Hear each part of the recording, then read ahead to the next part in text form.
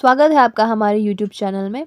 तो दोस्तों, इससे पहले की वीडियो में हमने क्या देखा, हमने देखा था कि किस प्रकार से आपके जो गोरखा होते हैं वो पूरे उत्तराखंड में अपना अधिकार कर लेते हैं और किस प्रकार अपना क्रूरता का परिचय आपका देते हैं। आज हम देखेंगे आपके आंग्ल नेपाल युद्ध के बारे में। आंग्ल नेपाल युद्ध बेसिकली जो ब्रिटिशर्स होते हैं और जो नेपाल यानी गोरखा लोग होते हैं उनके बीच का युद्ध के बारे में। तो ऐसा नहीं था, ये सिर्फ एक यही रीज़न था जब आपका सुदर्शन शाह आपका हेल्प मांगने जाता है ब्रिटिशर्स के साथ, और उसके बाद जो युद्ध होता है वही एक रीज़न नहीं था। उससे पहले भी आपके रीजंस थे आंग्ल नेपाल युद्ध के।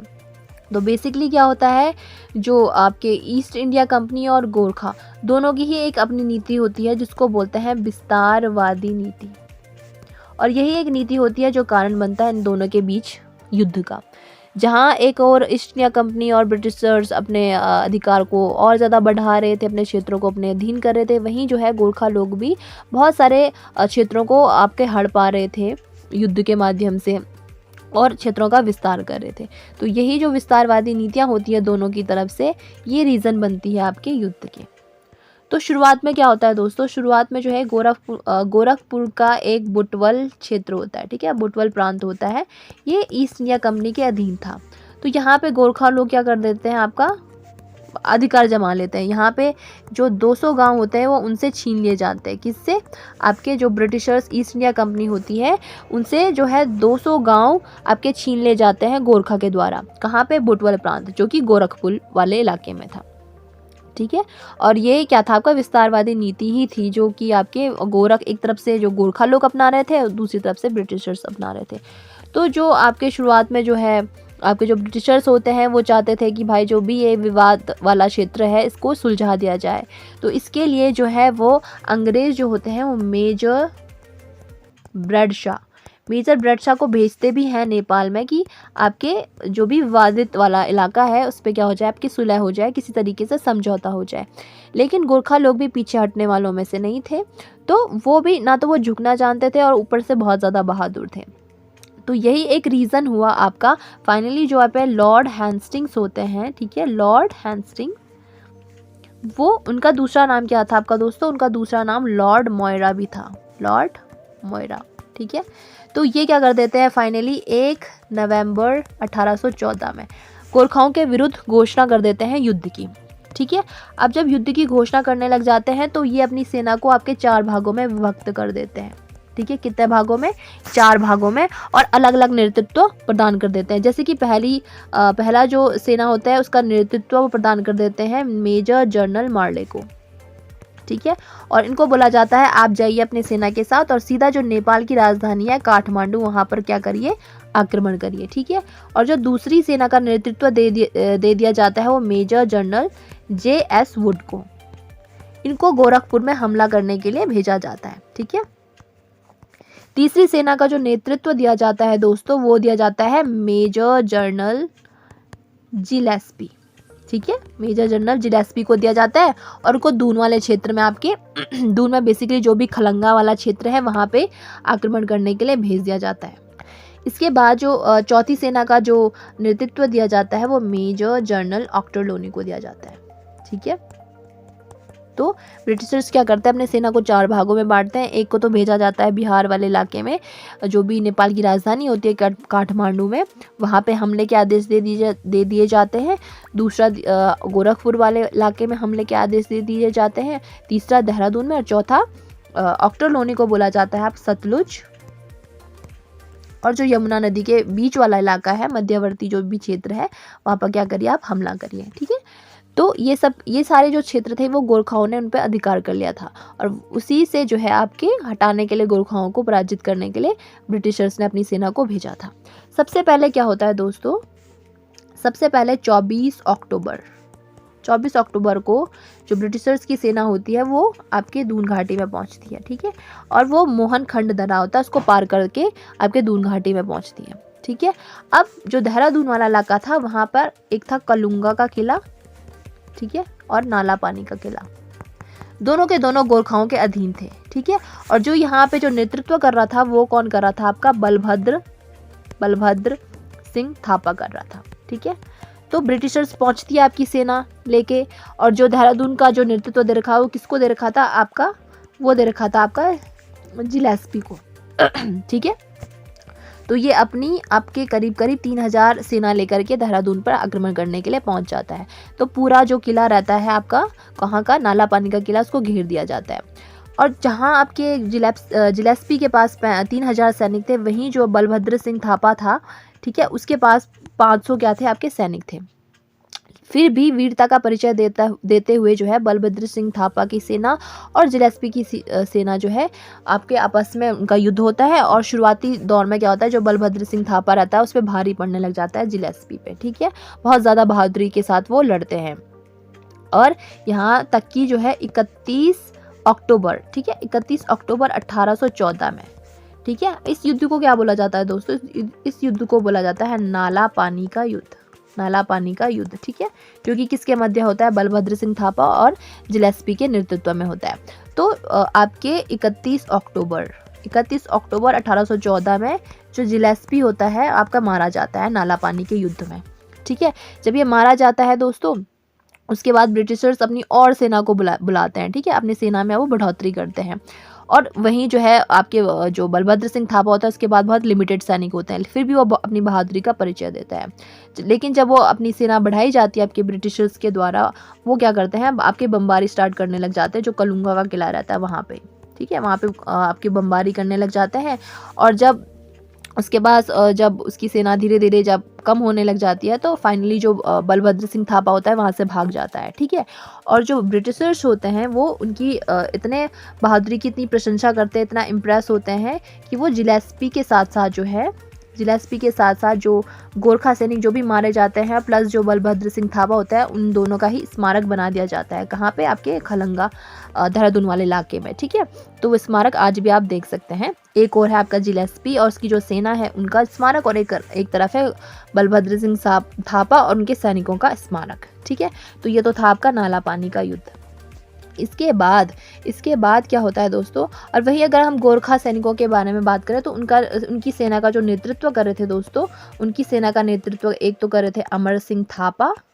ठीक है, अमर सिंह थापा, एक थे आपके रणजोर सिंह थापा। ठीक है, एक थे हस्तीदल चौतरिया।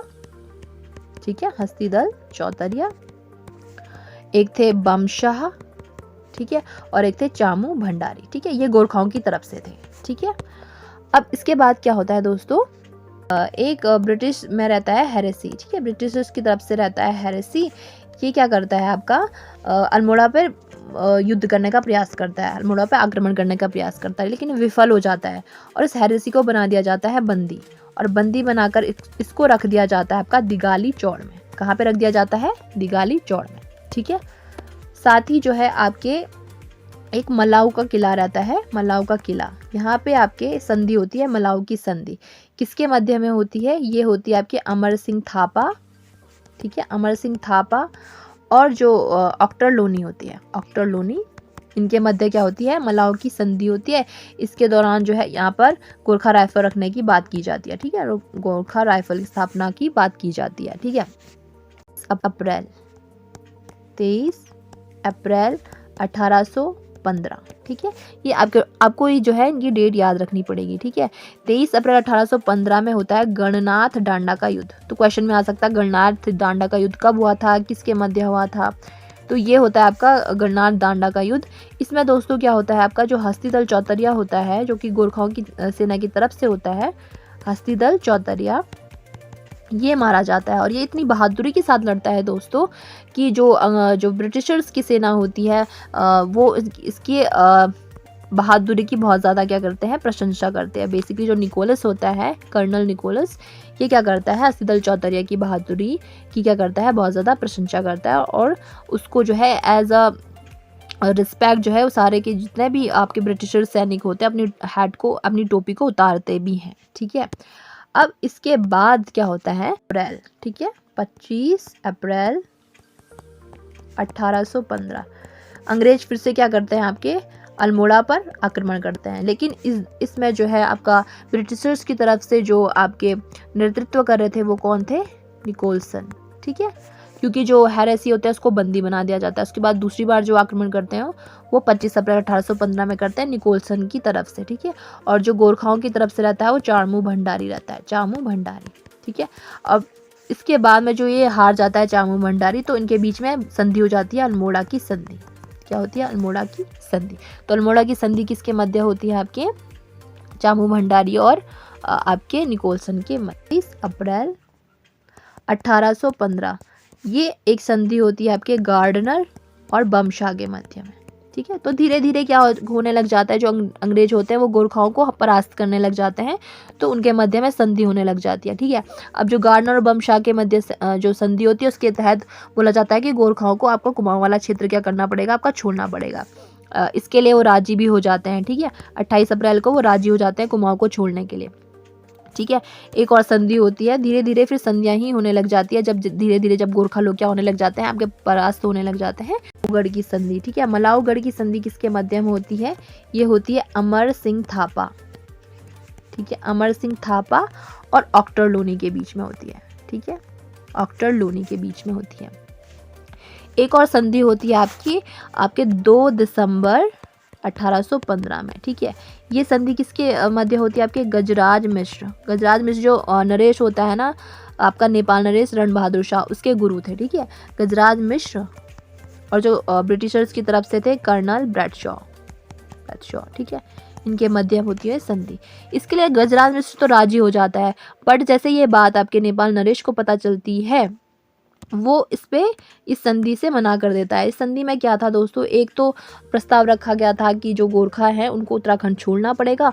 दूसरा था आपका जो ब्रिटिशर्स है वो क्या करेंगे? नेपाल में अपना रेजिडेंट को खोलेंगे। ठीक है। इसके लिए जो नेपाल नरेश रहता है वो नहीं मानता है। ठीक है।